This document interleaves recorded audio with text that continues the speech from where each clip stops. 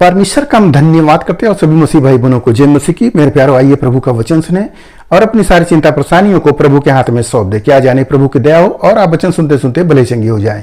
तो जो लोग नए, कृपया इस चैनल को सब्सक्राइब कर दे। तो मैं वचन लाया हूं आपके लिए। यदि आप वचन को सुनेंगे तो प्रभु आपके जीवन में अद्भुत काम करेंगे, क्योंकि आप मसीह हैं।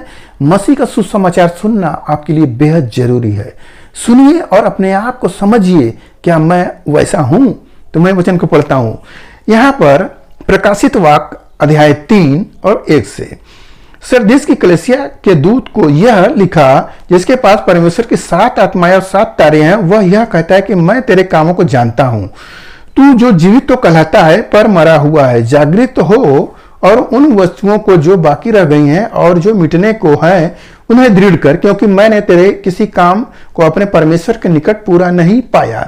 इसलिए स्मरण कर कि तूने कैसी शिक्षा प्राप्त की और सुनी थी और उसमें बना रहा और मन फिरा। यदि तू जागृत न रहेगा तो मैं चोर के समान आऊंगा और तू कदाचित न जान पाएगा कि मैं किस घड़ी तुझ पर आ पड़ूंगा। आमीन।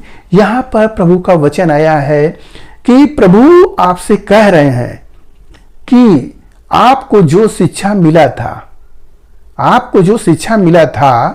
आप उस शिक्षा पर क्या मन लगाएं? जो काम आपको दिया गया था, क्या आपने उसको पूरा किया?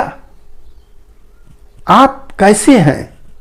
किस प्रकार से हैं? जो काम दिया गया था अब तक आपने पूरा नहीं हुआ, क्योंकि यह समय, इसके बाद आप नष्ट होंगे। तो प्रभु कह रहे हैं उसको दृढ़ कर, उस बात को दृढ़ कर। जो तुझे दिया गया है काम, उसको पूरा कर, क्योंकि परमेश्वर के निकट अभी पूरा हुआ नहीं है।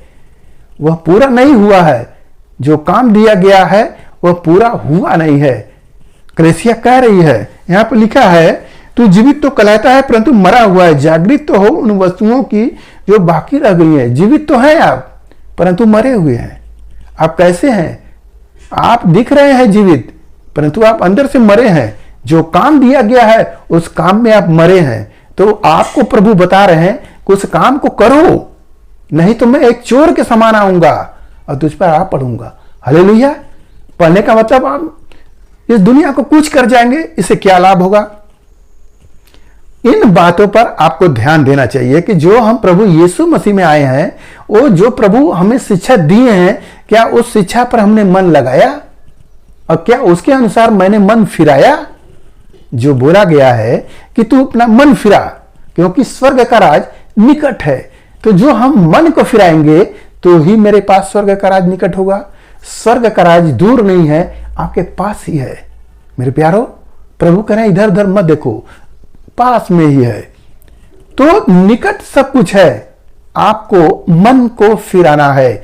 जब तक आप मन नहीं फिराएंगे, आपके अंदर पाप बना रहेगा, और जब पाप बना रहेगा तो आप बुरे काम करेंगे और बुराई करने में आप पीछे नहीं हटेंगे, क्योंकि पाप द्वार पर रहता है तो उस पर प्रभुता करनी होती है। हालेलुया।